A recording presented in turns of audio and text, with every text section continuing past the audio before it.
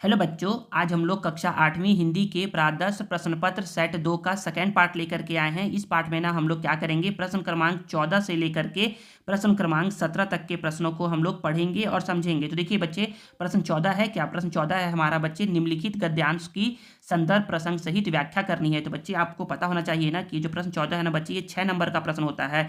इसमें 1 नंबर आपको मिलेगा संदर्भ को लिखने में, 1 नंबर मिलेगा आपको प्रसंग को लिखने में और बचे हुए 4 नंबर आपको मिलेगा व्याख्या करने में। तो पहले हम लोग क्या करते हैं, पहले हम लोग पढ़ते हैं इस गद्यांश को और फिर समझने की कोशिश करते हैं कि ये कहाँ से बोला जा रहा है, मतलब कि ये किस पार्ट से है। तो इसमें बोला जा रहा है ना कि अचल पहले तो चुप रहा, फिर एक गर्वीली मुस्कान के साथ बोला, मैं, बच्चे यहाँ पर मैं नहीं होगा ना, यहाँ पर मैंने होगा कि मैंने ऊपर से गुजरती हुई ट्रेन को सहा है दोस्त, ये हल्के फुल्के मजाक और फब्तियां भला मेरा क्या बिगाड़ पाएंगी। और अब उसे लग रहा था कि उसके पैर हार्ड मांस के नहीं, लकड़ी के नहीं, बल्कि साहस के हैं, और साहस के कभी न थकने वाले पैरों के सहारे वह जीवन की बीहड़ राहों पर चलता जा रहा था। तो बच्चे देखिए, इसको ना, इसका ना संदर्भ लिखवाता हूँ पहले। तो बच्चे जब आप पढ़ोगे ना इसको तो समझ में आएगा ना कि ये जो है ना बच्चे, ये हमारे पाठ 9 से लिया गया है, जिसका नाम है बच्चे साहस के पैर। तो बच्चे इसमें संदर्भ बोलोगे ना आपकी प्रस्तुत गद्यांश हमारी पाठ्य पुस्तक छत्तीसगढ़ भारती के साहस के पैर नामक पाठ से लिया गया है। इसके लेखक श्री जयशंकर अवस्थी जी है, इसके लेखक श्री जयशंकर अवस्थी जी है। फिर आप बोलोगे ना कि ना इसमें हम लोग प्रसंग बोलेंगे, क्या बोलेंगे? प्रसंग बोलेंगे। तो प्रसंग के लिए हम लोग 2 लाइन को छोड़ देते हैं और हम लोग डायरेक्ट इसका अर्थ लिखते हैं। पहले अर्थ लिख लेंगे, उसके बाद हम लोग क्या करेंगे बच्चे, इसके प्रसंग को लिखेंगे। तो इसमें बोला जा रहा है, एक एक लाइन का मतलब समझते हैं हम लोग। तो इसमें बोला जा रहा है ना, अच्छा हाँ, ये देखिए ना बच्चे, आपको लोग को ना अर्थ लिखवाने के पहले मैं बताता हूँ अचल के बारे में। अचल क्या है बच्चे? अचल एक लंगड़ा लड़का है। तो सर ये लंगड़ा कैसे हो गया सर? तो बच्चे होता ये है ना, कहानी में ये बताया गया है ना कि ना अचल के पिताजी का जब ना ट्रांसफर होता है ना, तो इन लोग ना एक शहर से दूसरे शहर आते हैं और किसी कारणवश क्या होता है ना बच्चे, अचल की लापरवाही की वजह से ना क्या होता है, इसका पैर ना रेल पटरी पर आ जाता है, जिसके कारण इसके पैर क्या होते हैं बच्चे, कट जाते हैं। और जब ये क्या होता है बच्चे, नए स्कूल जाता है ना, नए स्कूल में दाखिला लेता है, और जब ये नए स्कूल में जाता है ना कक्षा में, तो कुछ लड़के जो बदमाश लड़के होते हैं ना, वो इसकी मदद करने की बजाय क्या करते हैं बच्चे, इसके ऊपर हंसी उड़ाते हैं कि देखो देखो तैमूर लंग आ गया है। तैमूर लंग क्या होता है बच्चे, एक लंगड़े की कहानी है। तो उसी से इसकी क्या करते हैं बच्चे, इसकी तुलना करते हैं। तो बच्चे पहले दिन तो यही होता है कि इसको क्या होता है बच्चे, खूब अपना बेइज्जती लगता है। फिर ये जा करके घर में सोचता है इस बारे में और सोचता है ना कि ना लोगों ने मेरा मजाक उड़ाया है, कल जाऊंगा तो फिर से मेरा मजाक उड़ेगा। तो ये सोचता है ना कि ना अब से मैं क्या करूंगा, अगर कोई मेरा मजाक उड़ाएगा ना तो मैं भी क्या करूंगा, उसका मजाक में साथ दूंगा और मैं अपने ऊपर खुद हंसूंगा, ताकि उन लोग क्या करेंगे, मेरे ऊपर हंसना बंद कर देंगे। तो ऐसा होता भी है। फिर अगले दिन जब वो जाता है ना स्कूल, तो क्या करते हैं, फिर से लोग इसका मजाक उड़ाते हैं। तो ये खुद अपना ना मजाक उड़ाता है कि देखो मैं क्या हूँ, मेरा नाम अचल है, लेकिन मैं क्या हूँ, अगर मेरी ये दोनों हाथों से बैसाखियां हटा दी जाए ना तो मैं क्या हो जाऊंगा, एक ही पर में क्या हो जाऊंगा, मैं गिर जाऊंगा। तो यही बच्चे कहानी इसके आसपास घूमता है। और इसी के बाद तो देखिए बच्चे, जब क्या होता है, अचल ना अपना मजाक उड़ा लेता है ना, तो फिर वो जाता है सीट पर बैठने, अपनी सीट पर जाता है बैठने। तो फिर इसके बगल में ही ना, जब वो जाता है बैठने ना, तो ना इसका दोस्त वहीं पर बैठे रहता है। वो बोलता है ना कि तुम्हें तुम्हें बुरा नहीं लगता है जब लोग तुम्हारा मजाक उड़ाते हैं? तो उसी के बीच का ये बातचीत को ना बताया गया है कि अचल और उसके बीच, दोस्त के बीच क्या हो रहा है बच्चे, ये बातचीत हो रहा है। तो अचल बोलता है ना, अचल बोलता है, देखिए पहले देखिए लाइन का मतलब समझते हैं। तो बोला जा रहा है ना कि अचल पहले तो चुप रहा, फिर एक गर्वीली मुस्कान के साथ बोला, मैंने अपने ऊपर से गुजरती हुई ट्रेन को सहा है दोस्त। तो देखिए बच्चे, इसमें बोलोगे ना कि लेखक कहते हैं कि अचल अपना मजाक क्या करता है बच्चे, खुद उड़ाता है, और वो दोस्तों के या फिर छात्रों के मजाक उड़ाने पर वो दुखी नहीं होता है और अपने साहस को क्या करता है बच्चे, बनाए रखता है। और गर्व से हंसते हुए अपने दोस्त को बोलता है ना कि दोस्त मैंने क्या किया है, अपने ऊपर से ना ट्रेन के दर्द को सहा है, भले ये जो मजाक है ना, ये मेरा क्या बिगाड़ लेंगे। फिर आगे बोला जाता है कि ये हल्के फुल्के मजाक और फब्तियां मेरा क्या बिगाड़ पाएंगी। मैंने अपने ऊपर से ट्रेन को जाते हुए देखा है, अपने ऊपर से मैंने ट्रेन के दर्द को सहा है, ये मजाक मेरा कुछ भी नहीं बिगाड़ सकते। और फिर ये भी बोलता है ना कि मुझे चाहे तो तैमूर लंग बोलो या फिर अचल बोलो, नाम में क्या रखा है, नाम से मुझे कोई फर्क पड़ने वाला नहीं है। अब मेरे अंदर क्या आ गया है बच्चे, साहस आ गया है। तो इसमें फिर आगे यही बोला जा रहा है ना, और अब उसे लग रहा था कि उसके पैर हार्ड मांस के नहीं, मतलब कि उसके पैर जो है ना वो हड्डी और मांस के नहीं बने हैं, उसके पैर हड्डी और मांस के नहीं बने हैं, ना ही लकड़ी के बने हैं। उसके पैर अब किसके हो गए बच्चे, साहस के हो गए हैं। और साहस के कभी न थकने वाले पैरों के सहारे वो क्या कर सकता है, जीवन के आगे, जीवन में अब उसकी जितनी भी कठिनाई कठिनाइयाँ आएंगी ना उसको क्या कर सकता है बच्चे, आसानी से वो पार कर सकता है। तो बच्चे देखिए इसमें बोलोगे क्या, तो हम लोग बोलेंगे ना, तो बच्चे देखिए पहले यहाँ से यहाँ तक का ना क्या बिगाड़ पाएंगी मेरा तक का मतलब आपको बता रहा हूँ। तो इसमें बोलोगे ना कि इसमें लेखक कहते हैं कि दोस्तों के मजाक उड़ाए जाने पर अचल उससे निराश नहीं होता है, बल्कि अचल क्या होता है, खुद अपना मजाक उड़ाता है और साहस बनाए रखते हुए या साहस संजोए हुए बोलता है ना कि दोस्त मैंने अपने ऊपर से ट्रेन के गुजरती हुई ट्रेन के दर्द को सहा है, ये मजाक या फबत्तियां मेरा कुछ भी नहीं बिगाड़ पाएंगी। और फिर बोलोगे कि चाहे मुझे तैमूर लंग बोलो या मुझे अचल बोलो, मुझे उससे कोई फर्क नहीं पड़ता है, क्योंकि अब मेरे पैर जो है ना वो साहस के पैर है। फिर अब आगे बोलोगे कि यहाँ से अब यहाँ तक का मतलब बता रहा हूँ, यहाँ तक का बोलोगे ना कि अब अचल को लगने लग गया था ना कि उसके पैर क्या है, हड्डी और मांस के नहीं बने हैं और ना ही लकड़ी के बने हैं, उसके पैर अब किससे बने हैं, साहस के बने हैं। और वो क्या है बच्चे, साहस के सहारे, साहस के पैरों के सहारे ही वो क्या है बच्चे, अब वो खड़ा है। तो अब इसके आगे बोलोगे ना कि अब वह बिना थके इसी साहस के बलबूते पर जीवन में आगे आने वाली सभी कठिनाइयों को पार कर लेगा और वह जीवन में क्या होगा बच्चे, आगे बढ़ता हुआ चले जाएगा। यही है बच्चे इसके बोलने का अर्थ। तो अब बच्चे देखिए हम लोगों ने क्या कर लिया बच्चे, अर्थ लिख लिया। अब हम लोग देखते हैं बच्चे प्रसंग के बारे में कि प्रसंग क्या बोला जा रहा है। तो बच्चे प्रसंग में बोला जा रहा है ना कि इसमें अपंग अचल के आत्मविश्वास एवं साहस का वर्णन किया गया है। बच्चे इसमें क्या है बच्चे, इसमें ऐसा ही बोल सकते हो ना कि इस प्रस्तुत गद्यांश में लेखक ने अचल के मनोबल का चित्रण किया है कि अचल में क्या है बच्चे, साहस है, धैर्य है, अचल के मनोबल और साहस का चित्रण किया है, ये बोल सकते हो। अब इसमें आगे बोला जा रहा है ना, यहाँ देखिएगा, यहाँ देखिएगा, यहाँ बोला जा रहा है कि यहाँ पर देखिए बच्चे विशेष है, विशेष में बोलोगे ना कि अचल के साहस का वर्णन, बहुत ही सुंदर वर्णन किया गया है। अब यहाँ पर अथवा है, तो या तो आप इसके अथवा को हल करिए या तो आप इसको गद्यांश को पढ़ करके क्या करना है, इसका उत्तर देना है, प्रश्नों का उत्तर देना है। तो ये बच्चों लोग को ज़्यादा आसान लगेगा पढ़ के देना उत्तर, क्योंकि उन लोग बच्चों लोग को पता नहीं रहेगा कि संदर्भ कैसे लिखना है, प्रसंग कैसे लिखना है, अर्थ कैसे लिखना है।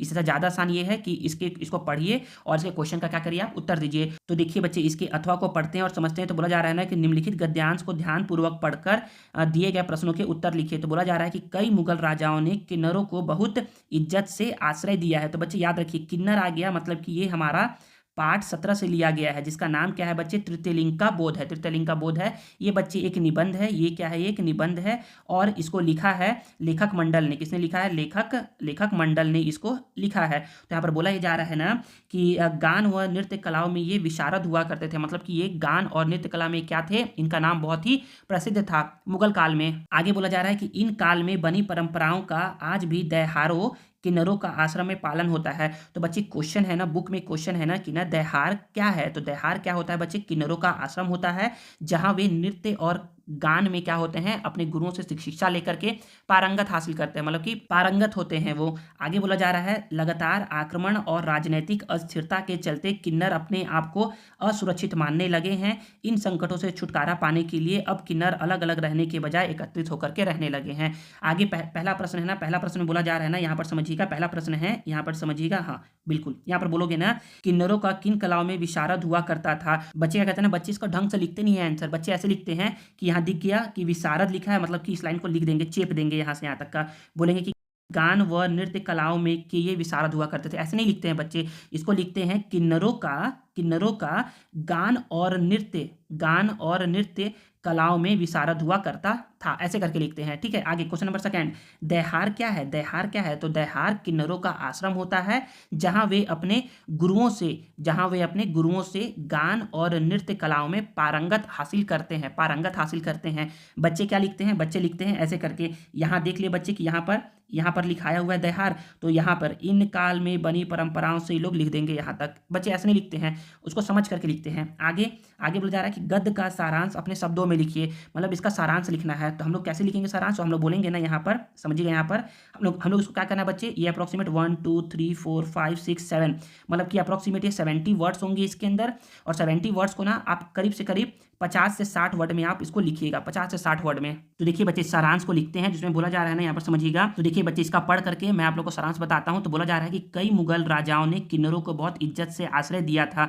तो बोलोगे ना कि मुगल काल में किन्नरों को बहुत अच्छे से इज्जत के साथ रखा जाता था। गान व नृत्य कलाओं के ये विशारद हुआ करते थे। किन्नर गान और नृत्य कलाओं में बहुत ही प्रसिद्ध थे। फिर आगे बोलोगे कि इन काल में बनी परंपराओं का आज भी देहारों किन्नरों के आश्रम में पालन होता है। तो बोलोगे ना कि देहार जो कि किन्नर का आश्रम हुआ करता है, इसमें क्या होते हैं, उनकी परंपराओं को आगे लेकर के जाया जा रहा है। लगातार आक्रमण और राजनीतिक अस्थिरता के चलते किन्नर अपने आप को असुरक्षित मानने लगे हैं।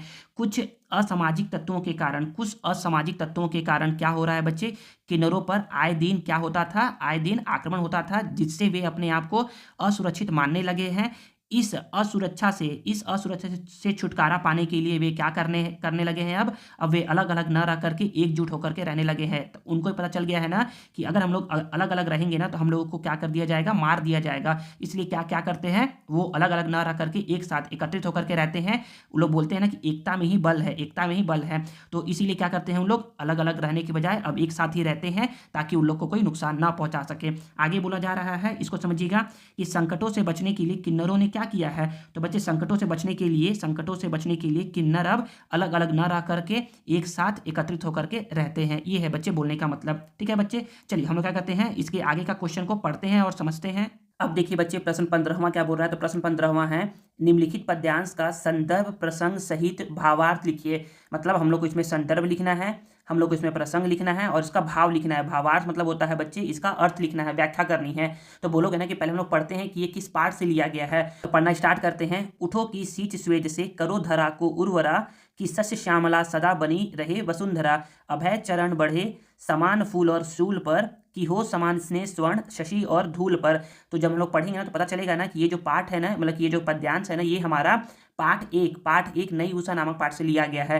तो इसमें संदर्भ हम लोग बोलेंगे कि प्रस्तुत पद्यांश हमारी पाठ्य पुस्तक छत्तीसगढ़ भारती के नई उषा नामक पाठ से लिया गया है और इसके कवि श्री सत्यनारायण लाल जी है, श्री सत्यनारायण लाल जी है। अब प्रसंग के लिए हम लोग 2 लाइन छोड़ देंगे, हम लोग अब पहले इसका भावार्थ लिखते हैं। तो एक लाइन पढ़ते हैं पहले, तो समझ में आ जाएगा। तो देखिए बच्चे, फर्स्ट लाइन क्या है। तो फर्स्ट लाइन बोला जा रहा है कि उठो की सींच स्वेद से करो धरा को उर्वरा।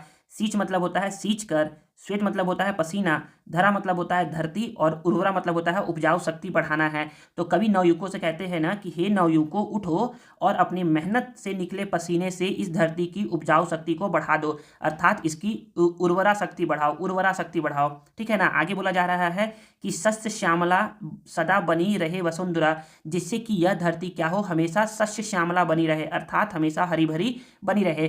तो इस 2 लाइन का आप लोग को मतलब बता रहा हूं। तो कवि कहते हैं ना कि हे नवयुवकों, उठो और अपने मेहनत से निकले पसीने से क्या करो, इस धरती की उपजाऊ शक्ति बढ़ाओ, जिससे कि यह धरती हमेशा क्या बनी रहे, सस्य श्यामला बनी रहे, अर्थात हमेशा हरी भरी बनी रहे। आगे बोला जा रहा है कि अभय शरण बढ़े समान फूल और शूल पर। मतलब कि अभय मतलब होता है बिना डर के, शरण मतलब होता है अपने पैरों को बिना डरे क्या करो, तुम आगे बढ़ाओ, चाहे सामने फूल हो या फिर त्रिशूल हो। फिर आगे बोला जा रहा है कि हो समान स्नेह स्वर्ण शशि और धूर्पल, और सभी लोगों पर क्या करो, अपना समान स्नेह रखो, चाहे जो अमीर हो चाहे जो गरीब हो, उस पर सभी पे क्या करो, अपना समान स्नेह रखो। अब इस 2 लाइन का अर्थ आप बोलोगे। तो पहला लाइन है कि अभय शरण बढ़े समान फूल और शूल पर। तो इसमें बोलोगे ना कि तुम्हारे मार्ग में चाहे फूल आए या कांटे आए, फूल मतलब तो फूल हो गया, शूल मतलब यहाँ पर त्रिशूल भी होता है और कांटे भी होता है, मतलब कि मुसीबतों से होता है। तो कवि कहते हैं ना कि ना तुम्हारे मार्ग में चाहे फूल आए या कांटे आए, तुम्हें बिना डरे, अभय मतलब होता है बिना डरे, तुम्हें बिना डरे क्या करना है, आगे बढ़ते जाना है। फिर आगे बोला जा रहा है कि हो समान स्नेह स्वर्ण शशि और धूल पर। तो इसमें बोलोगे ना कि कवि कहते हैं ना कि तुम्हारा स्नेह चाहे सोना हो या फिर मिट्टी हो, चाहे सोना हो या मिट्टी हो, उन दोनों पर समान रूप से होना चाहिए। सोना मतलब होता है अमीर लोग, यहाँ पर अमीर लोगों की बात किया जा रहा है, और धूल मतलब होता है गरीब लोग। तो यहाँ पर आप बोलोगे ना कि तुम सोने और धूल को समान रूप से महत्व दो, अर्थात अमीरों और गरीबों के साथ तुम क्या करो, समानता का व्यवहार करो।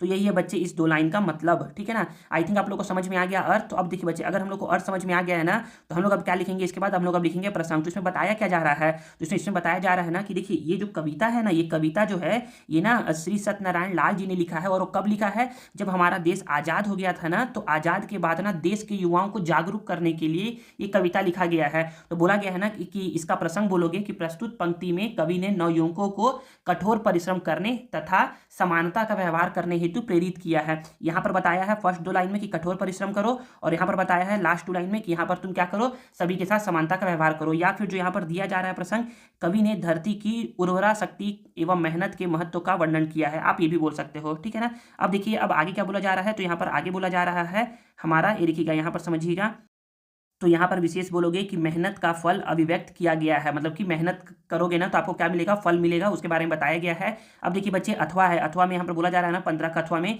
या तो आप 15 का ये वाला क्वेश्चन को हल करिए या फिर ये वाले क्वेश्चन को क्या करिए, आप लोग उत्तर दीजिए इसका। तो बोला जा रहा है कि दांत में फंसा तिनका, आँख की किरकिरी, पाँव में चुभा कांटा, आंखों की नींद मन का चैन उड़ा देते हैं।